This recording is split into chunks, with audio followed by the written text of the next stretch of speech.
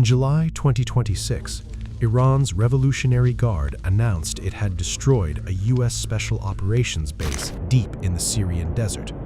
Iranian state TV aired the wreckage. Tehran named the target, Al-Tanf base.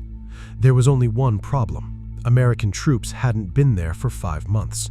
U.S. Central Command called the claim false outright. Syria's own military denied any strike had happened at all. For 10 years, Al-Tanf was the most secretive American outpost in West Asia, and even after it stopped existing as an American position, it was still valuable enough to lie about. Al-Tanf sits on a patch of volcanic sand where Syria, Iraq, and Jordan meet. In 2016, U.S. Special Forces moved in under cover of fighting the Islamic State, the official mission, and for years the only one the Pentagon would admit to. The real value was geography of the base.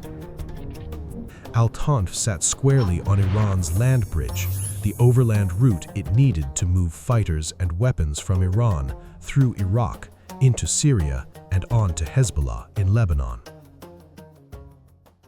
By holding a 55-kilometer deconflagration zone around an empty highway, a small pocket of Americans quietly plugged Iran's primary supply line.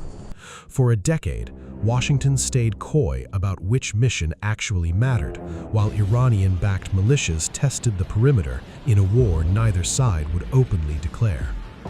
When regional war erupted in late 2023, that quiet ambiguity collapsed. Israeli jets began routing strikes through Al-Tanf's airspace specifically because Syria's air defenses, oriented west toward the Mediterranean, were completely blind to strike packages cutting through the eastern desert.